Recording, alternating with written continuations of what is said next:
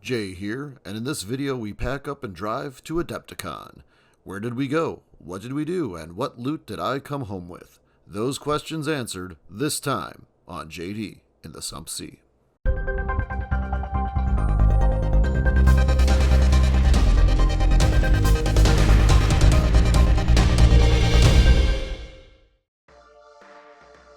So I drove down to Chicago with my partner on Saturday, and we met up with some friends, including Dee.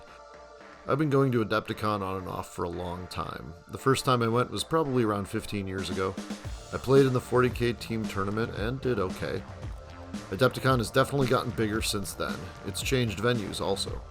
One of the first things we noticed was the huge Space Marine Terminator statue which dominated the main entrance. There were some booths doing demos and selling various games and accessories right there at the entrance as well. The Battletech booths were also at this year's Adepticon, and these are very fun. Very hard, but if you are a Battletech fanatic, you can't pass them up. Entering the main hall, the first thing that really hits you is the sounds. There are so many people talking and playing games, it can be overwhelming. It's pretty impressive just how many different miniature games are being played and how many people are playing them during Adepticon. There are massive 40k tournaments right alongside World War II historicals. These are some pictures my friend Mark took of some pretty impressive battlefields. This was an incredibly impressive Warhammer Age of Sigmar display. We stopped by the Badger Games booth and talked to Josh and Emily, and look through their vast selection of blistered miniatures. The amount of product they carry can be overwhelming.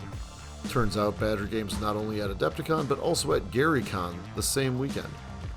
Their convention booths are definitely something to see. They had some really cool Cromlech boxed miniatures and some in blisters. They also brought a lot of blistered historicals. Bad Squiddo is another line of miniatures that they carry, and I'm really digging these. There are miniatures in this line that could work for Warhammer the Old World, Necromunda, the Silver Bayonet, Mordheim, and D&D among others. Badger Games was also hosting their own painting competition. They had these cute little goblins with boom boxes that they had specifically made for Adepticon, and people could vote on the ones they liked the best. Huge Miniatures also had a booth selling their paints. They have a wide selection of colors and fluorescent colors as well. I want to pick up some paints from them and give them a try at some point. I'm going to buy them through Badger Games, and I think you should too if you're interested in trying them.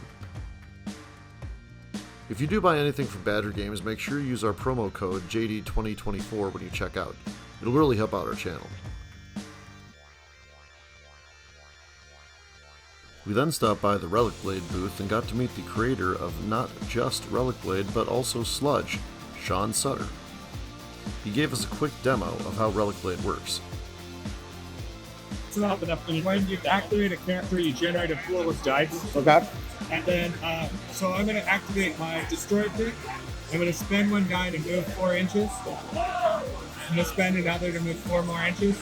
Oh. If you go from unengaged to engaging, it counts as a charge. Okay. And I guess that die activates the attack. Oh, okay. So I've got 2 attack options here, Onslaught and Wartusk. Onslaught hits on a 4, Wartusk hits on a 3-up. But Onslaught's a little stronger and with a +4 damage features. So you roll a d6 and add the damage. A 4 on a d6 is a 50-50 chance. So I don't love that. I'm going to do a focus action to roll 2 dice and add them together, and it should be able to get over a 4. So I hit, I roll damage, I whipped it, I only did I see. It's my roll. Defense for that guy, and you get an armor bonus of 2. Sure, so I do this roll? So you 6. block all of my damage. Okay. And that's usually what happens, right? Yes. So there's a bunch of different characters. Okay. And the characters are customizable as your upgraded cards. Yeah. So you have like a whole bunch of different list building options. It's more like creating a party as well. So you can have any good guys work with other good guys, bad guys with bad guys. I have a Kickstarter at this now. The audio started getting really bad here, so I'm going to cut it off, but I just wanted to say that it was really great of Sean to take some time and show us the game. Thank you. The link to his Kickstarter is in the description below. We then walked over to the Games Workshop booth, and there was quite a bit of Necromunda stuff, as well as 30k and 40k of course, and this right here just kind of shows all of the forge rolled blisters that they had available for purchase. Overall, we had a really great time. We're pretty lucky that we live close enough to be able to drive to Adepticon for the day. Well, here's all the stuff that we bought. Not a whole lot compared to some people. We bought 2 Legion t-shirts from Games Workshop, a wet palette from Army Painter, these Saga miniatures from the Badger Games booth. I'm going to use these guys as arcanists for Sludge. 4 to a blister for $9 is a heck of a deal. This crazy looking guy from Bad Squiddo, which I also bought from Badger Games, will make a great Necromunda Outland Beastmaster or Psyker of some sort. All of these minis were bought from the Bits guy, linked to his store in the description below. I bought a bunch of Mordheim Mercenary figs, which I can use as pirates for Necromunda. I also couldn't pass up that orc bike for the Ash Wastes. Well, that's all for this video. I hope you enjoyed a look at our Adepticon adventure. Thanks for watching. Please like and subscribe.